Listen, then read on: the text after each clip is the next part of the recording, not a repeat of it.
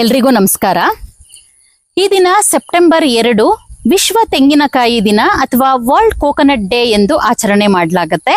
ಕಲ್ಪವೃಕ್ಷ ಅಥವಾ ಕಲ್ಪತರು ಎಂತಲೇ ಪ್ರಸಿದ್ಧಿಯಾಗಿರುವಂತಹ ಹಿಂದೂ ಪುರಾಣಗಳಲ್ಲಿ ಅತ್ಯಂತ ಪೂಜನೀಯ ಸ್ಥಾನವನ್ನ ಹೊಂದಿರುವಂತಹ ಅಸುರರು ಮತ್ತು ದೇವತೆಗಳು ಸಮುದ್ರ ಮಥನ ಮಾಡುವಂತಹ ಸಮಯದಲ್ಲಿ ಉದಿಸಿದ ಹಲವಾರು ದೈವಿಕ ವಸ್ತುಗಳಲ್ಲಿ ಒಂದಾದ ತೆಂಗಿನಕಾಯಿಯನ್ನ ಅಮೃತ ವೃಕ್ಷ ಎಂತಲೂ ಸಹ ಕರೆಯಲಾಗುತ್ತೆ.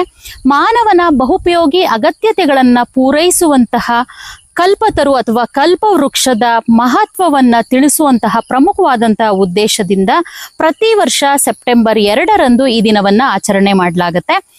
1969ರಲ್ಲಿ ಏಷ್ಯನ್ ಅಂಡ್ ಪೆಸಿಫಿಕ್ ಕಮ್ಯುನಿಟಿ ಎಂಬ ಒಂದು ಸಂಸ್ಥೆಯು ರಚನೆಯಾಗಿ ಆ ಸಂಸ್ಥೆಯಡಿಯಲ್ಲಿ ಏಷ್ಯನ್ ದೇಶಗಳಾದಂತಹ Bharat, Malaysia, Indonesia, Philippines, Thailand, Vietnam ಇನ್ನೂ ಹಲವಾರು ರಾಷ್ಟ್ರಗಳು ಈ ಒಂದು ಎಪಿಸಿಸಿಯ ಸದಸ್ಯ ರಾಷ್ಟ್ರಗಳಾಗಿದ್ದು 2009ರಿಂದ ಸೆಪ್ಟೆಂಬರ್ 2ರಿಂದ ಈ ದಿನವನ್ನ ಆಚರಣೆ ಮಾಡ್ತಾ ಬರ್ತಾ ಇದ್ದಾರೆ.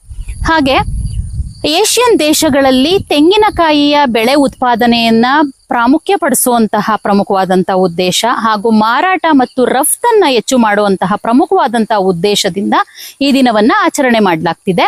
ಹಾಗೆ ಆಹಾರ ಪದಾರ್ಥಗಳಿಂದ ಹಿಡಿದು ಹಲವಾರು ವಿಷಯಗಳಿಗೆ ನಾವು ತೆಂಗಿನಕಾಯಿಯನ್ನ ಅಥವಾ ತೆಂಗಿನಕಾಯಿಯ ಮೇಲೆ ಅವಲಂಬಿತರಾಗಿದ್ದೇವೆ ಅಂತ ಹೇಳಿದ್ರೆ ತಪ್ಪಾಗ್ಲಾರದು.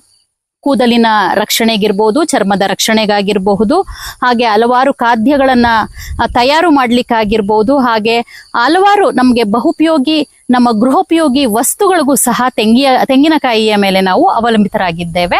ಹಾಗೆ ತೆಂಗಿನಕಾಯಿಯ ಎಳೆನೀರನ್ನ ಅಮೃತಕ್ಕೆ ಸಮಾನ ಎಂದು ಸಹ ಹೇಳಲಾಗತ್ತೆ. ಹೀಗೆ ಹಲವಾರು ಗುಣಗಳನ್ನ ಹಲವಾರು ಪ್ರಯೋಜನಗಳನ್ನ ಹೊಂದಿರುವಂತಹ ತೆಂಗಿನಕಾಯಿಯ ಬೆಳೆಯನ್ನ ಅಭಿವೃದ್ಧಿ ಪಡಿಸುವಂತಹ ಪ್ರಮುಖವಾದಂತಹ ಉದ್ದೇಶದಿಂದ ಈ ದಿನವನ್ನ ಪ್ರತಿ ವರ್ಷ ಸೆಪ್ಟೆಂಬರ್ 2ರಂದು ವಿಶ್ವ ತೆಂಗಿನಕಾಯಿ ದಿನ ಎಂದು ಆಚರಣೆ ಮಾಡಲಾಗತ್ತೆ. ಧನ್ಯವಾದಗಳು.